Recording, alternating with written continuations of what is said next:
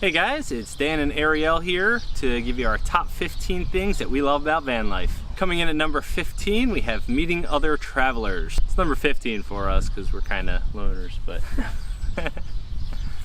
It's really cool to pull up to a new campsite and everyone's already outside sitting around in chairs, and you can go out and put your chair there and talk to them and get to know them. And we've met people from all over the world because a lot of travelers are international, mostly from Europe, Germany, France, a lot of France, Holland. Get shamed by France travelers at American history. Shamed. Yeah, what was it? We were at a dump station and this French couple, you know, it's like, hey, how are you doing? Like, oh yeah, you guys from America? Said, yeah, he had great English. Yeah, he said, yeah, we've been listening to a podcast on American history. And it's like, we just listened to a podcast, you know, the episode on Thomas Jefferson and Susan B. Anthony. And it's like, they had some crazy lives. I was just like, yeah, I know more than 2 lines about each of them. Right. Totally. Yeah. So after that, we actually downloaded a bunch of podcasts on history, so we won't be shamed too much more. But it was cool. They spoke, you know, great English. He said that he could understand us better than a lot of the, you know, New Zealanders around, and I told him I understood him better than a lot of the New Zealanders around. At number 14 is everything is always with you. Now the inspiration for this one was my drone rescue video, if you guys have seen that. Somebody crashed the drone, I'm not saying who, but somebody crashed the drone up on a cliff. He flew the drone backwards into the cliff. To be fair, it was an awesome shot and I wanted to keep it going. But, you know, went a little too far apparently. Apparently. Allegedly, there was a cliff there. It got stuck there. I tried to get it through just hiking and walking down the cliff, but it was a little too far, too steep for me. So I figured, hey, I've got a harness and a rope in the car, in the van, which is right in the parking lot. So let's go grab that and then try to rappel down. Luckily, I was like, hey, I've got that right in the van there. Let me go grab it. And no other time would I have been able to do that. Right, exactly. You know, nobody drives with that around with them all the time, but we do. So knock on wood, hopefully we won't have any more issues like that. Hopefully we won't. That's what I said, hopefully we won't. We will not fly the drone into any more cliffs. That's what we're hoping for, yes. We are hoping that. Yes, having everything with you is awesome. On top of that, I guess we have a bouldering pad in the car. Yeah. So if we're driving down the road and we see some boulders there, we don't know if they're, you know, have been put up or not yet, but we can just get out of the car and just try them out. We've got a pad right there, so it's pretty cool. Number 13, living off of solar. I love this. I've always wanted to, you know, have solar panels at home. You know, I always like the idea of, you know, living off of solar and using solar energy instead of, you know, instead of fossil fuels or whatever we're using now. I've always wanted solar panels too, for sure. It's cleaner, it's easier, it's free, and gives us plenty of energy. We've never ran into an issue there. It works perfectly. Even when it's raining, we still have cloudy days. We still get, it doesn't get as much, but you know, we've got 2 nice house batteries, so that stores enough for, you know, we don't use much, so that stores enough for a few days. But it's so nice not having to plug in, not having to pay for, you know, energy, and we always have it, so. It's so much better for the environment. It's great. Definitely recommend solar. Number 12, living more simply, having less stuff. And I think this you definitely learn from living in a van, because anytime you travel, people tell you, pack light, you don't need as much as you think you're gonna need. And that's kind of something you have to experience, like, you know, like, oh, I shouldn't be bringing this much. But it's easier said than done. Exactly. So now, having lived in a van, I could live with so much less. Yeah, we didn't completely overpack, but we did bring a lot of stuff that not that we don't use or don't need, but we could do without, I guess. You realize what is actually important in day-to-day life and what you can live without. It's cool to live, you know, more simply and figure out what you actually need on a daily basis. And you know, in future trips when we're not going to have a van, if we're just backpacking, this is a good start to kind of get a feel for, you know, what we do need on a daily basis and what we can live without, because we won't be able to carry this stuff everywhere. Exactly. Like if we go to Southeast Asia, I'm not bringing more than a carry-on there. Moving to the camper van was, you know, a great excuse to clean all the stuff out I had in my house too. We took bags and bags to Goodwill. Because we had to downsize from a house to a camper van, and in the house there's just endless stuff. Like, I don't remember buying this. Where did this stuff come from? I feel like we don't use 80 to 90% of the stuff in our house. It just sits in drawers, or it's like knickknacks, or it's like, why do I have this, you know? And once you get rid of all that stuff, I actually felt a lot better. It's liberating. Yeah. Now I kind of like getting rid of things, because I'm like, yes, I have less things. I can move around now, and I'm not like tied down to just things. It's great. I've always admired the minimalists who, you know, don't need much, and I've always been a saver, of course, but you know, trying to work on it. What's that look for? Didn't say anything. Sure, but I've always admired that and always wanted to live like that, so I figure, you know, it's kind of on the way to it. Number 11, we have reading more books and time to think. I used to love reading and used to do it a bunch, but haven't done it in a while, so it's good to get back into it. So we both have our Kobos, which is... Kobos are awesome. It's kind of like a Kindle, but it's basically the Android to Apple version of the Kindle. So you can... Better than a Kindle. I like it better than a Kindle. It works awesome. Kobo is a Canadian bookseller who started making e-readers, just like the Kindle. So highly recommended if you've never heard of it and are looking in the market for a e-reader. But we've got, what, thousands of books on there. Yeah, we have thousands of books. Yeah, it's ridiculous. I'm never going to read all those books, but... It's a lifetime supply. Yeah. Yeah. And I was sitting there because I was just reading a book, and I was like, wow, I have thousands of books on here. I'm never going to be bored because I'm always going to have something to read and do. And then time to think, too. You know, while I'm driving, you know, there's some long endless roads, and sure, it's beautiful scenery, but you got plenty of time to think. Yeah, just time to get lost in your own thoughts. New Zealand is a great landscape to do that because you can just stare out the window and it'll just be like, you know, some kind of spectacular scenery.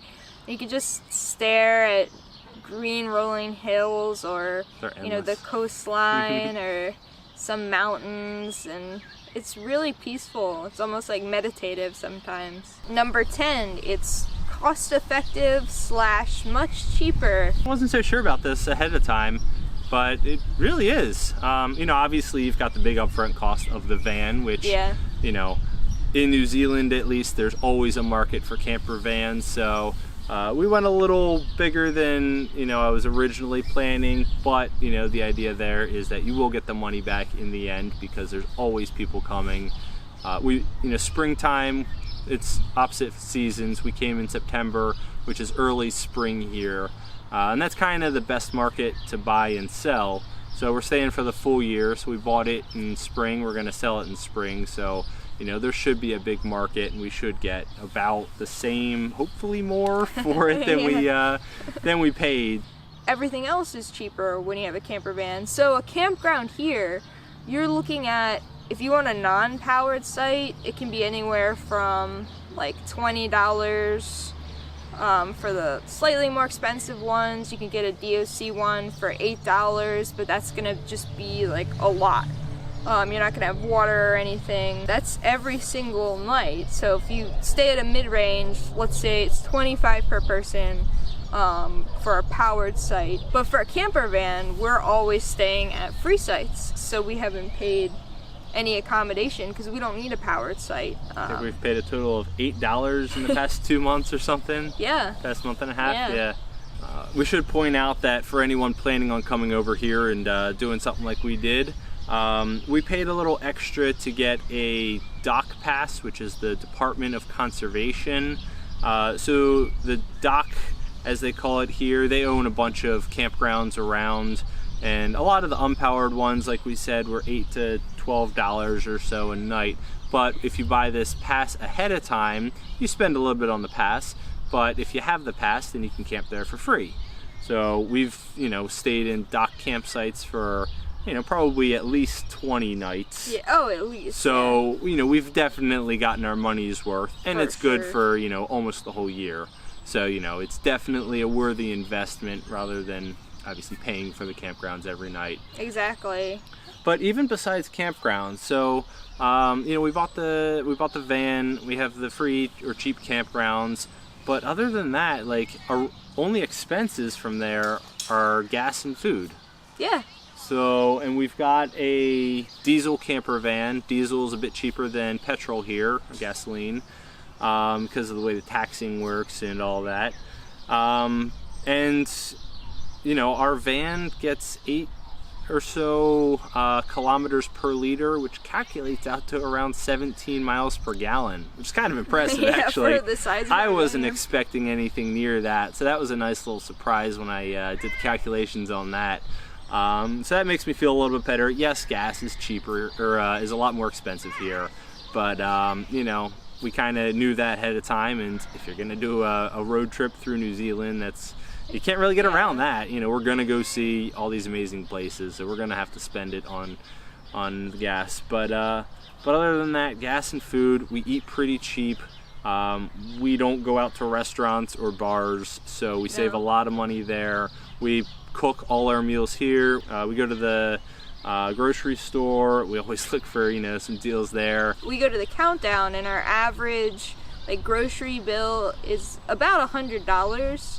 And that every few days, yeah, that's about every 3 days, I would say. So $100 New Zealand is about 70-ish right now. So we spend $70 for 2 people every 3 days, and that's 10 to 15 bucks a day. Yeah, which is pretty good for also for New Zealand, which is an expensive country to begin with. And we can make another video that just goes over all of our cost breakdowns if you're thinking about doing a trip and you're not sure how much things cost, and we can tell you how we did things so cheaply, because I think we are living cheaper than most people in New Zealand. Oh, yeah. I would say for sure. Definitely, yeah. For number 9, we have moving with the weather and being flexible with our schedule. For moving with the weather, if one place it's supposed to rain in a certain area for a while, you can just drive out and go to a place where it's sunny, which is awesome.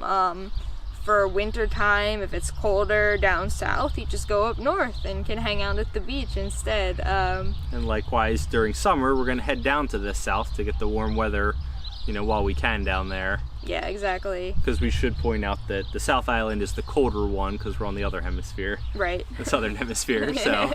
And yeah, having a flexible schedule is great. We did what is it? Tongariro Crossing, yeah. Yeah. Which is the big mountain that we climbed, which you'll see later. But, yeah, so you need to do that on a day when it's not cloudy at all, because if it's cloudy, you're not going to be able to see anything, you're not going to be able to see the mountain. So if you kind of have to book ahead, you're booked in for that day. If you've got a hotel room that you paid for in advance, yeah. You've got to book a shuttle, and so that's the day you're going. It might be pouring down rain, but you're doing the walk on that day. And so if you have a camper van, you can just hang out at the campground and wait until you have a really nice clear day, and that's what we did. We waited a couple days, yeah. And we ended up having a gorgeous day. Yeah, it was perfect. Yeah, so happy we did that. But again, it was a free campground, so we spent an extra 2 days there, just hung around town, did some other little things around town. But yeah, free campground, we just waited around. It was free because we had the DOC pass. That was the dock one, yes. We couldn't have had that experience with that amazing weather if we didn't have the camper van, because we would have been stuck to go on that first day when we showed up and it was cloudy and rainy, and yeah. And that would have been a completely different experience, because the crossing was one of the most amazing things ever. It was, and we didn't have a cloud in the sky the whole day. It was incredible. But I feel like if we had gone on that first day when it was really cloudy and overcast, you wouldn't have gotten that view. We wouldn't have enjoyed it nearly as much. Yeah, you wouldn't have had that experience. So definitely love the flexibility of living in a camper van. Plus, we check the weather all the time, and if we're going to do like a beach or a long hike, You know, we always check the weather and make sure it's not going to pour that day. And, you know, we kind of base things around, oh, it's going to rain tomorrow, let's do the caves, or let's go around town. And then in 2 days, it's going to be gorgeous, so then we can do the hikes and the beaches and, you know, go from there. So just being able to have that flexibility, being able to wait out the weather, super convenient, and like we said, not something you can do if you're booking hotel rooms ahead of time. Number 8, we have the excitement of new adventures. That's awesome. Kind of self-explanatory, but it's awesome going through all these new adventures every day. We did the Tongariro Alpine Crossing, we do beaches, we do lighthouses, and caves and waterfalls, and we've done so much in the past 2 months. It's incredible. And I think going along with the idea of like the excitement of new adventures, there's really something to waking up and knowing that you're gonna have a new experience every single day. Like there's gonna be a new thing you're gonna do that you've never seen before. And I'm someone, I really need that in my life. If I'm in the same kind of routine, I get really bored, I'm not happy. I don't like doing the same thing every day. So having this constant excitement, knowing that there's gonna be something crazy I'm gonna do tomorrow and the next day and the next day, and it's that's how I want to live my life. Number 7 is limited Wi-Fi. Now this may come as a surprise to some people, but it's actually kind of nice without Wi-Fi. Yeah, you would think limited Wi-Fi, that would be a con, right? That would be something terrible, but it's amazing.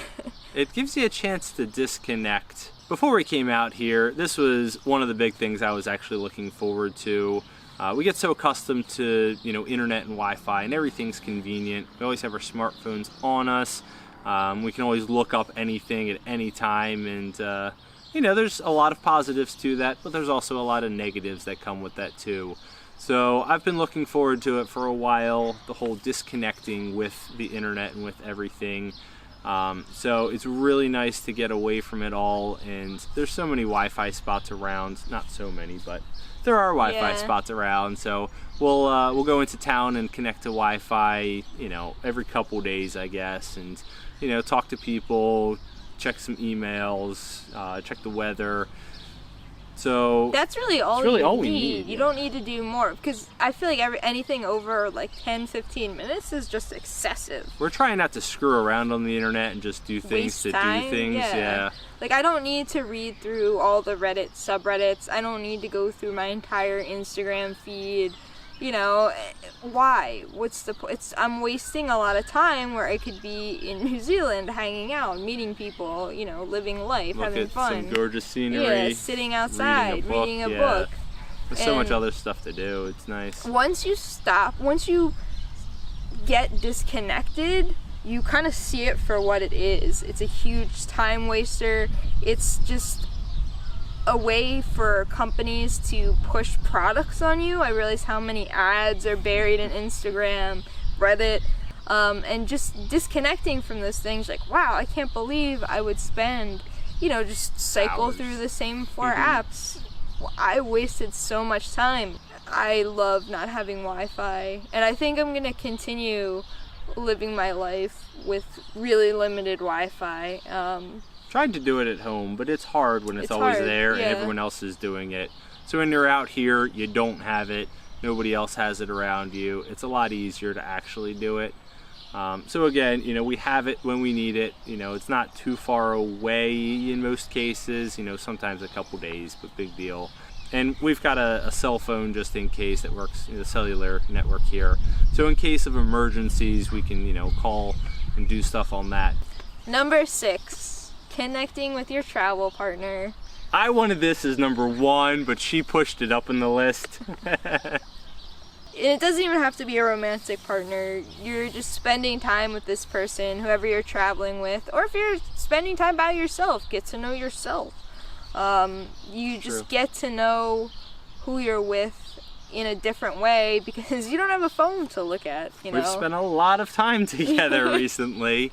Sometimes a few days without seeing anyone else because there's not many people in some places in New Zealand. Right. So we're the only ones, and luckily we get along, and luckily, yes, for now, knock on wood. But you know, it's definitely nice to connect and talk about things and have someone that you can connect with. No, we go through a lot with a person. It really creates like a deeper bond in a lot of ways that just normal living doesn't, because you're constantly exploring together, you're having these crazy new adventures together. Experiences, yeah. Just new you're growing and changing together, because travel makes you grow so much as a person. Number 5 is the nature aspect. Camping outside, being outside all the time, having campfires at night while you're watching the stars, waking up to a beautiful sunrise over the beach, going to bed with an amazing sunset. A little different from Baltimore. No, it's I didn't just describe Baltimore. Oh yeah, this is actually that was Baltimore, yeah. No, but it's so nice just being out in nature. We've both been kind of the outdoorsy type and liking nature and hikes anyway. But just the campgrounds around here are gorgeous. Like, this is a park here. This is nothing special, but it's still, you know, for New Zealand, but it's still gorgeous. You know, we got a nice day, got trees around, birds chirping. But yeah, we get this every night, and most of the time a lot nicer and a lot more remote than this. Yeah. This is like crazy public right now. This is just outside of town, but a lot of them are like in the middle of nowhere. Oh, yes. Which, along with that, when you are in the middle of nowhere and there's no light pollution, the stars at night are incredible. Yeah, you can see. We've seen the Milky Way. You can see Milky Way. Yeah, numerous you can see times. galaxies. Yeah. It's I guess back at home, we drove, 5 hours up to Cherry Springs National Park in Pennsylvania. Highly recommend it for anyone back home. For sure. Definitely worth it. It was cold when we went, but it's cool. That's the second darkest place in the U.S., I believe, and you can actually see, they say up to 2,000 stars, and you can see the Milky Way, and we did, and it was cool up there. We definitely enjoyed that. But yeah, that's regular around here. That's like just outside of town. Yeah. Like, we're near town, and we'll probably see that tonight. We went on the Forgotten Highway. Oh my God. That was the most remote place we've been. Yeah, that's another story. The Forgotten We'll get to that at some Highway. point. But basically, we were miles and miles from any light. And we went out at night to look at the stars, and I've never seen so many stars. It was ridiculous. The Milky Way was so lit up, and it was really cool. It's just so peaceful and so grounding. It's incredible. It's definitely a different feeling than back home. All right, number 4, we have eating healthier. I've always been a fan of eating healthy, and some of us have issues in can only eat healthy. Not gonna name names, but no, I've always you know, been in the mindset that eating healthier is very important.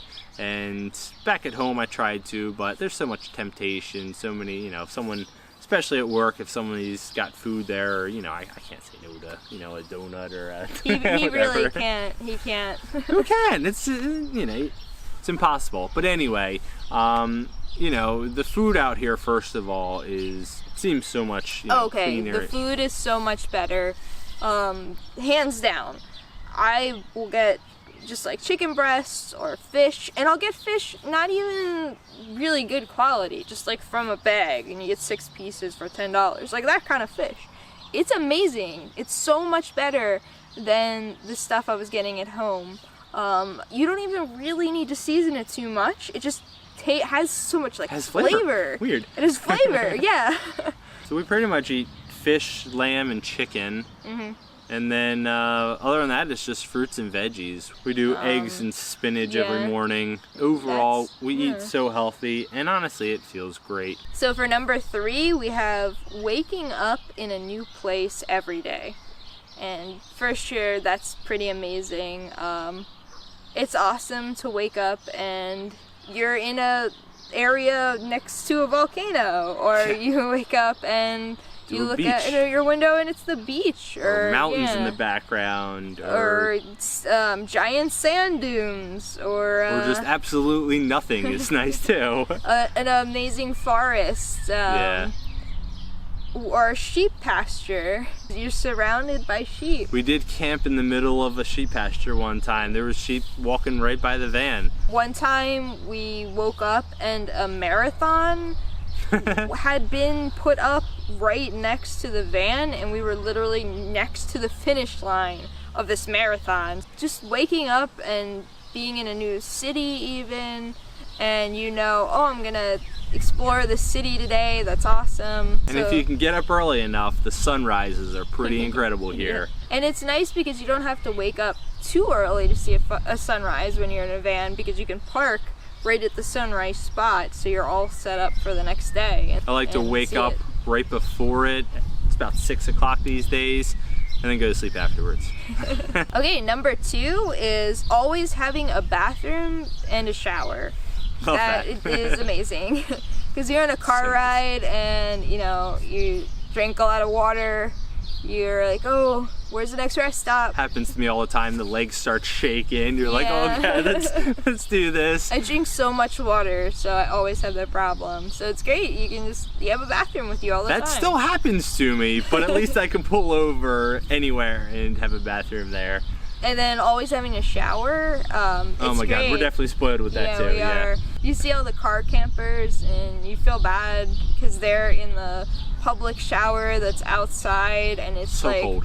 40 degrees outside and it's cold water and it's their only option. After a long day of hiking or adventures or caving or just getting dirty and muddy, and just so nice to be able to come back home to a nice hot shower before bed. Number 1! Number 1, finally, the number 1 best thing about van life. The freedom to stay or go at a new place as long as you want. Yes. Just the freedom in general is so nice about camping. We kind of touched on it earlier with the weather, and you know, if you want to do something but it's raining or it's not a great day, you can, you know, you can kind of wait out a day or two and wait for the good day. And again, if we spent more time on one activity and didn't have time to do another one, we could stay another day in this town and do this other activity, or ooh, something came up, let's stick around for this tomorrow. We just talked to some people, and we're gonna stick around this area for a little bit longer and go to a farm on Saturday. So we were gonna head south to Wellington a lot sooner, but we decided to change our plans and go see a farm. Yeah, exactly. Figure, if we have the opportunity to do that, we might as well. And again, we are able to do this, fortunately, because we're not tied down to anything. There's free campgrounds, there's dump stations, there's grocery stores, and it's really all we need. Yeah, and if you really don't like a place, you can be like, oh, I'm getting out of here, as opposed to having a hotel booked there for a week. We've done that, yeah. A couple towns didn't turn out quite as nice as we were expecting. Leave early and go stay at a town that's you enjoy, or you might really like something and be like, I'm gonna spend a couple days here because this is amazing. I didn't expect it. There are a couple towns, yeah, we did that. We spent a few extra days. We actually went back to 2 more times, just because we love that town so much. So just nice to be able to have that, freedom is amazing. Yeah, being able to do whatever you want whenever you want, and really it's just the weather and whatever you want to do that determines what you're gonna do. So yeah, you can just go anywhere, do anything. No one can tell you what to do. And there's an endless number of things to do. So. Oh yeah, you'll never do everything in New Zealand in a year. We're gonna put out another video of the guidebook that we use, which is incredible. But we pretty much just read that every night and try to figure out what we want to do the next night, where we want to go. Oh, should we do this? Should we skip this? What time should we do it? It's just, it's so nice to be able to do all of that and not have to, rush or be worried about anything. So there you have it. Those were our top 15 favorite things about living in a camper van. And wow, really talked for a while about that, but hopefully this video isn't too long. Hopefully you got some good information about what it's like to live in a camper van. If you're planning a camper van trip, I hope that helped you out a bit. This is just our experiences through New Zealand, so we don't know if this goes for everywhere. Some places, some different vans you're gonna have a different experience, so this is our experience. This is what we found so far in the month and a half that we've been in it. But overall, we're loving van life and can't wait to see more of the country. All right, well, thanks for watching. Thanks, come back for more.